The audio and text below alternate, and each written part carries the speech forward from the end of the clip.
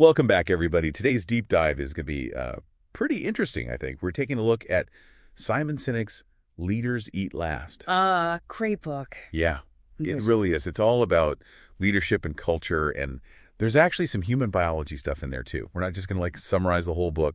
We want to pull out the most interesting stories and research and give you some good takeaways. One thing I found really fascinating was how Sinek talks about empathy in leadership. Yeah, that's not really what you think about right away when you hear about leadership. Right. But he really brings it in, Hmm. especially in that opening story with Captain Mike Trowley, call sign Johnny Bravo. He was an Air Force pilot in Afghanistan doing air support. Right. And so you've got Johnny Bravo, miles up in the air in a cockpit. Yeah. And he decides to fly down into this valley, super risky, to support the troops on the ground. Wow. I mean, talk about guts. But Sinek says it wasn't just bravery, it was empathy that really pushed him to do that. Yeah, he even describes feeling the anxiety of the troops on the ground, even from way up in the air. Yeah, it's crazy. He could sense their vulnerability, and that's what made him put himself at risk to help them. It made me wonder, can you train someone to have that level of empathy? Or is it something more, I don't know, deeper? That's a great question, and it kind of leads into what Sinek calls the circle of safety. Oh, yeah, I remember that part. So it's like this environment that true leaders create where people feel protected, not just physically, but also emotionally. Like their leader will always have their back. Johnny Bravo flying into that valley is a perfect example of that. Right. Even though it was dangerous, he still did it. It shows that he was going to protect those guys. Yeah. So I'm starting to see how this circle of safety connects back to empathy then. It's like you said, more than just being nice. It's a leader actually understanding and caring about the well-being of their people. Right. But does this idea of the circle of safety really apply outside of the military, though? Absolutely. Okay, good. No. Think about it. He uses the example of Marine Corps boot camp, right? You take a bunch of recruits from all different backgrounds, put them in a crazy stressful situation, but they come out as a tight unit. And why is that? They go through a lot together. They all have the same mission. Exactly. They have that shared purpose and they trust each other and their leaders. Yeah, that intense environment must force them to bond and trust each other. But how do you translate that to an office setting? Are we supposed to start putting our coworkers through boot camp?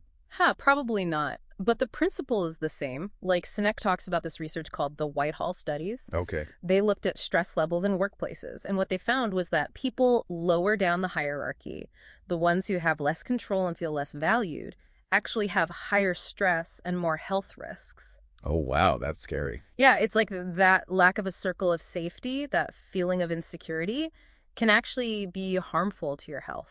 I never really thought about it like that. I always knew stress was bad, but I didn't connect it to leadership and feeling safe at work. So how do you actually build this circle of safety? Is it all on the leader, or do the team have to do something too? It definitely takes both. And this is where Leaders Eat Last gets really cool.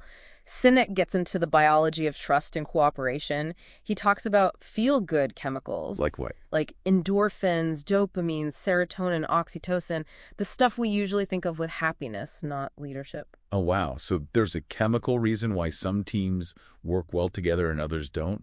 That's wild. It is. See, these chemicals developed to help our ancestors survive and cooperate back in the day. Like dopamine, for example. We get a surge of dopamine when we achieve a goal, which motivates us to achieve even more. It's like a built-in reward system. Okay, I see. That would have been useful, like finding food and shelter back in the caveman days.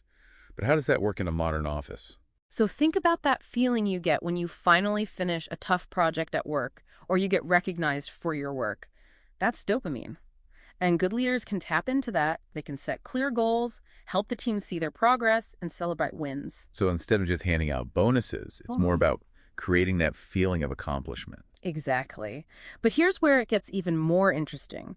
Sinek says our modern world, with all this abundance and technology, can actually mess up our natural chemical balance. How so? We get so focused on dopamine rewards, like money or always checking our phones, that we kind of forget about the other chemicals, like oxytocin, the one that's all about trust and social bonds.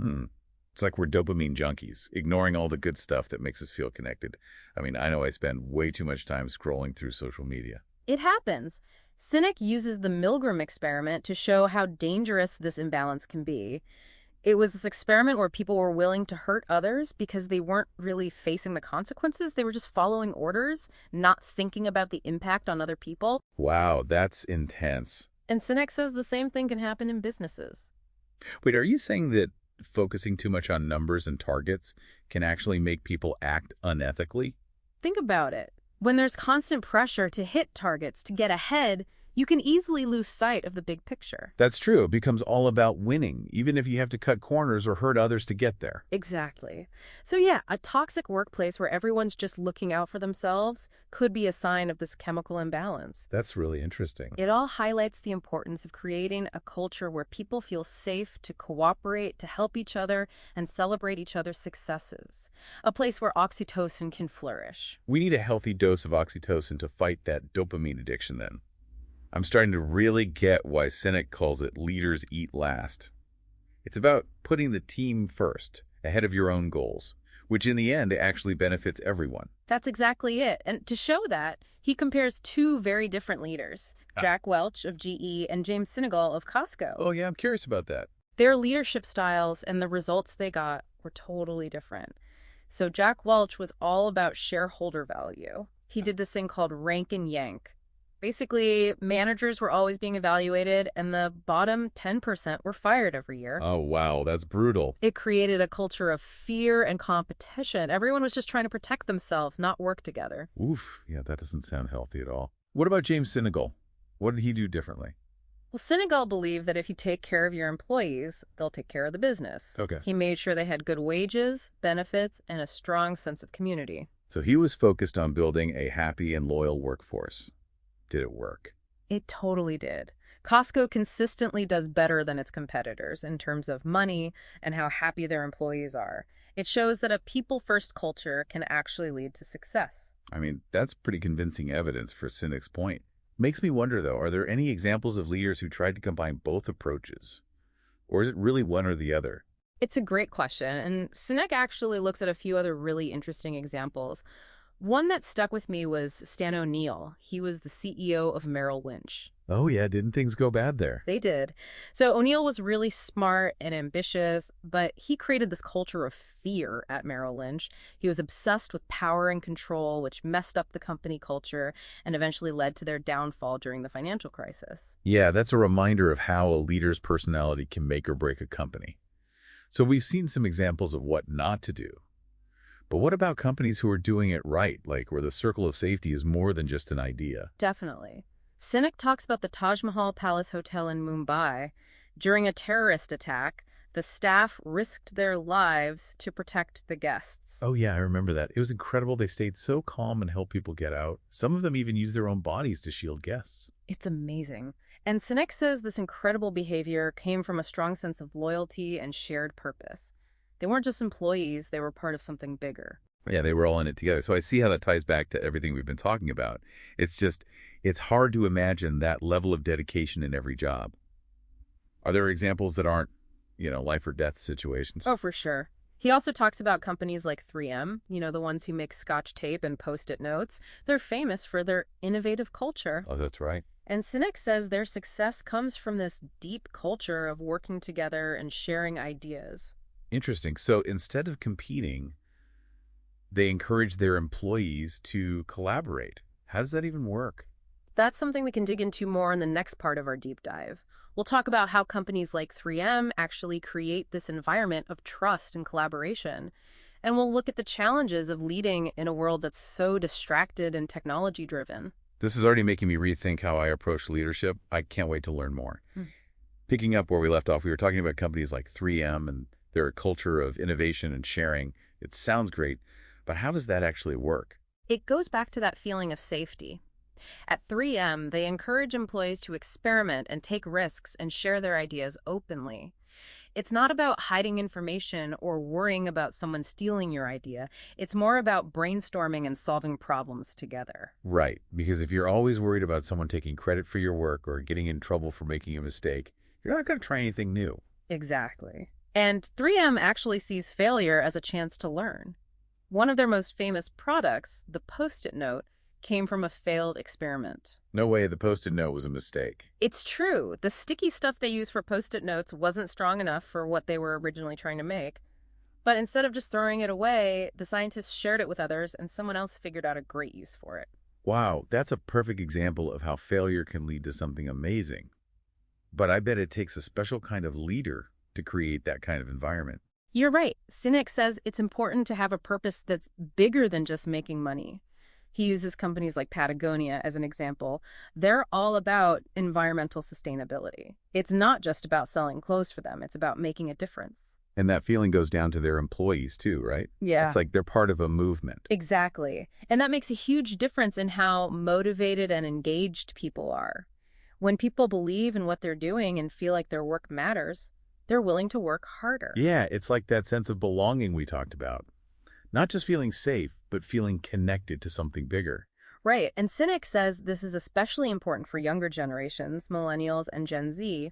They want work that matches their values and makes a difference. Which makes me wonder, how do you create that sense of purpose and belonging in a world that's so focused on technology and virtual stuff? It feels harder to connect with people, both at work and just in life. It's a good point. Sinek talks about the distracted generation, the ones who grew up with smartphones and social media. Oh yeah, I feel that sometimes. There's so much information all the time. It's hard to focus, and building real relationships can be tough. Exactly. And while technology can help us communicate and connect, it can also make it harder to really understand and be close to people. I've noticed that too. It's so easy to just send a text or email instead of calling someone or actually meeting face to face. But I know those in-person conversations are way more meaningful, even if they take more effort. They are. So Sinek challenges leaders to be careful about how they use technology and try to have face-to-face interactions whenever possible. It's about making time for real human connection, being open with each other, and building trust that goes beyond just the online world. I wonder if we've lost something important with all this technology. Like, are we choosing convenience and efficiency over real connection? It's a good question, and I think we need to be aware of it. Sinek says good leadership in this digital age means finding a balance, using technology to improve our connections, not replace them. So not getting rid of technology completely, but using it in a smart way. Like choosing to actually talk to a coworker instead of just sending an email, or putting our phones away during meetings so we can really pay attention. Exactly. That's where those leadership principles we talked about come in. Empathy, the circle of safety, having a shared purpose. Those are important for building strong teams and real connections, no matter what technology we use. It's amazing how those simple ideas can have such a big impact on our work and our relationships. Leaders Eat Last isn't just about business. It's about understanding people and creating a better way to work and live. You got it. And Sinek talks about the challenges too. He even compares our addiction to technology to alcoholism. Whoa, now that's an interesting comparison. How does he make that connection? He says that the constant pressure to achieve, to hit those targets and get that dopamine rush, can actually be like an addiction in the workplace. Yeah, I get that. We get so focused on the next promotion or bonus that we forget about the bigger picture, about taking care of ourselves and the people around us. I've been there. It's easy to get caught up in the hustle and always wanting more. But it can be exhausting and definitely affects your relationships. For sure. Sinek says we need to recognize this addiction and find a more balanced way to work. He uses Alcoholics Anonymous as an example of how a supportive community can help people with addiction. So he's saying we need those kinds of circles of safety in our workplaces too, places where people can be honest about their struggles and support each other. Exactly. And that's what true leadership is about, creating a culture where it's okay to ask for help and to put well-being ahead of just achieving more and more. That's something I think a lot of leaders, myself included, need to remember. It's easy to get caught up in pushing ourselves and our teams to the limit, but Sinek is saying there's a better way, a more human way. Absolutely. He actually gives some specific ways to create that kind of culture, and that's something we can talk about more in the next part of our deep dive. I'm looking forward to hearing those strategies. This has already given me a lot to think about.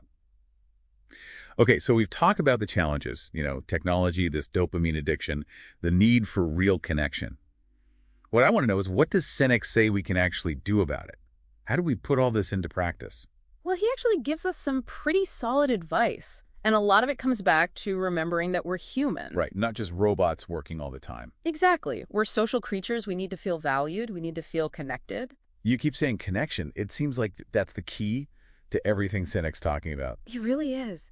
And one way leaders can help build those connections is by setting clear goals that everyone can understand. Okay, so not just some big, vague idea, but something specific and tangible. Right. People need to know what they're working towards and how their work fits into the bigger picture. I see. So break it down, make it feel doable, and celebrate those small wins along the way.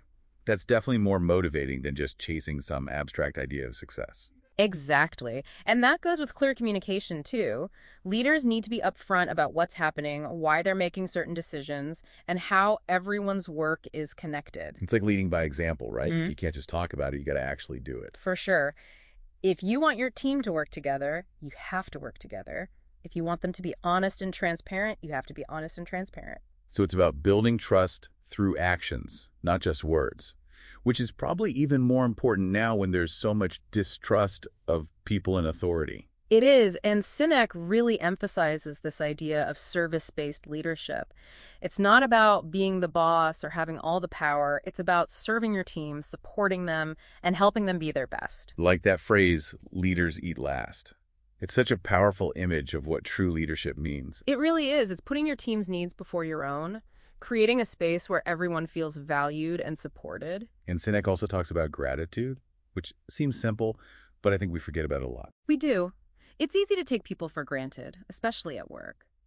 But showing gratitude, letting people know you appreciate their work, that's so important for a positive culture. It's like a chain reaction, right? Right. If people feel appreciated, they'll work harder, which then leads to more appreciation. Exactly. And it doesn't have to be some big thing. Just a simple thank you can make a difference. This makes me think about how we do performance reviews. It's always been about ranking people, comparing them to each other, which doesn't exactly build trust or encourage teamwork. Right, Sinek is totally against that whole rank and yank thing. He says it creates a culture of fear and competition, which actually hurts teamwork and new ideas. So how do we change that? What's a better way to handle performance reviews? Sinek suggests focusing on development and feedback instead of judging people. It's about helping people grow, giving them the support and tools they need to do well. It's like encouraging a growth mindset instead of a fixed mindset. Exactly. And remembering that everyone has different strengths, and the best teams embrace those differences. It goes back to that feeling of safety and belonging, right? Mm-hmm. When people feel safe and supported, they're more willing to try new things, share their ideas, and do their best work. You got it.